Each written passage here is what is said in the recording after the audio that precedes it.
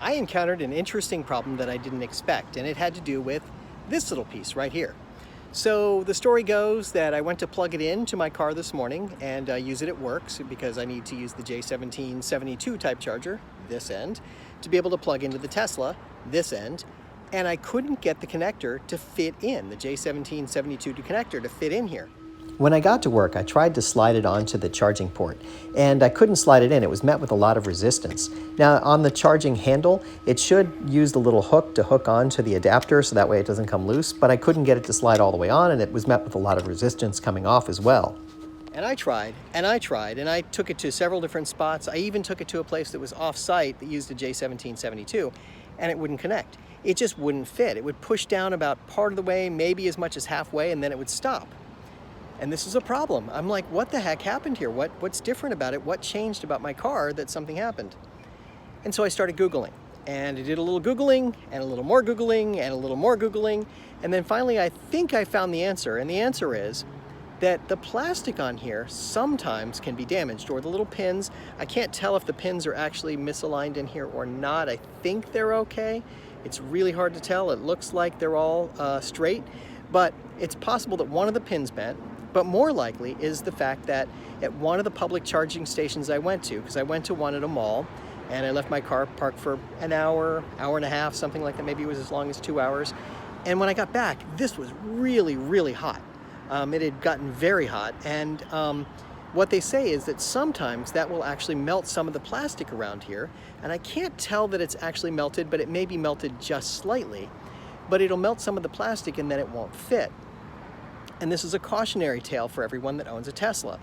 You need to be careful with this thing and only use it at charging stations that work. This is there to protect your car, because the charging stations that you use may or may not be up to the same standard and may have technical issues, may be putting too much amperage out, may have some other problem that's causing the heat to come in, and it would actually damage your car if you were to plug it in directly.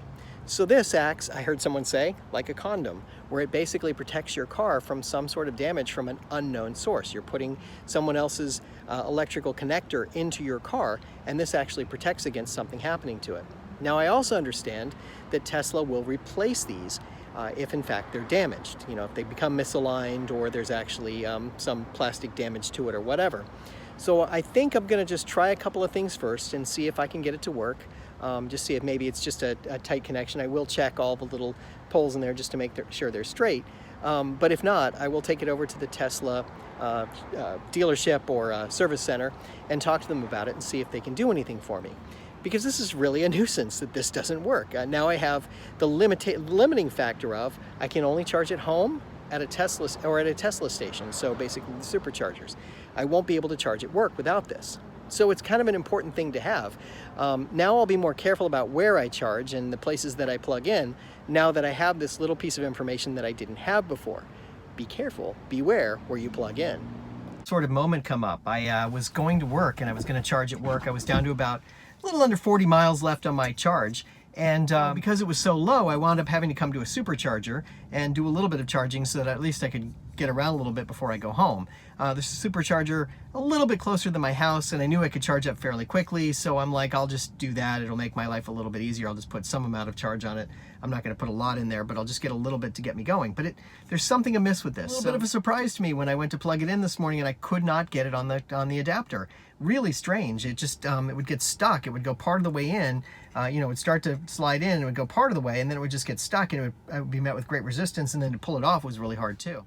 So in the meantime, I'll just sit here and supercharge for a couple of minutes. I'll just get it up to a little higher and kind of decide from there what I want to do. I just need to have enough to be able to drive around, and then I'll take it home and I'll charge it home, and that's fine. But it's really strange that happened. All right, because of my problem with this, I'm going to go into the Tesla dealer and see if there's anything they can do. I understand that there may be an opportunity here.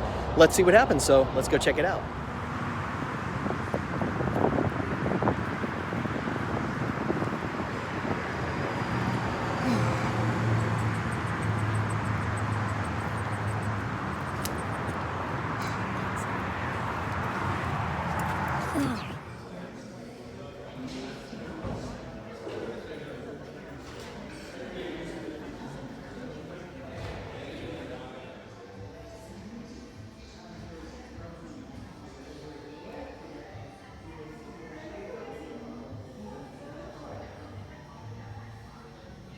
All right, that is done. I was in there for a few minutes, took about 10 minutes to get served while I was waiting in the waiting room, and then took about 10 minutes to take care of the business.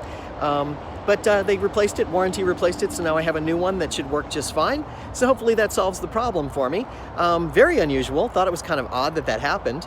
And by the way, just wanted to point out to you, this is the spot at which I made my first Tesla video. I was sitting right there in the parking lot. It was pouring down rain while I was sitting in the car. My son was with me. It was kind of an exciting moment, and I just wanted to share it with you. But came back here, you know, it's like 7 months later, and I'm back here just to get this little part. You know, kind of funny. The guy was very nice about it. He goes, you know, things happen.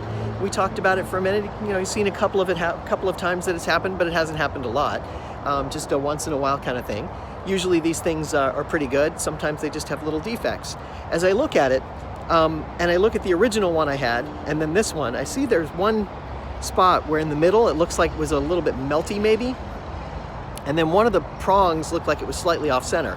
So between those two things, I'm assuming that's what happened, though it's kind of hard to tell exactly, because it's just, you know, one of those things that just happened. It must have overheated and just melted just enough where it was a nuisance.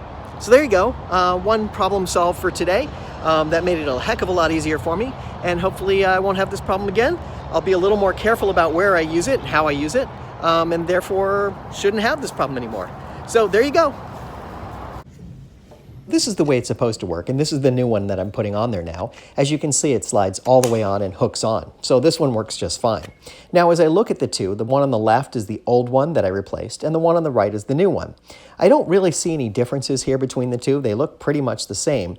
But if you look in the middle, it looks like there's a little bit of scorching or something. And where I point to with the arrow, it looks like maybe it deforms slightly in the plastic, maybe just enough so that the little socket wouldn't fit in there. But I'm not sure. It's hard to tell.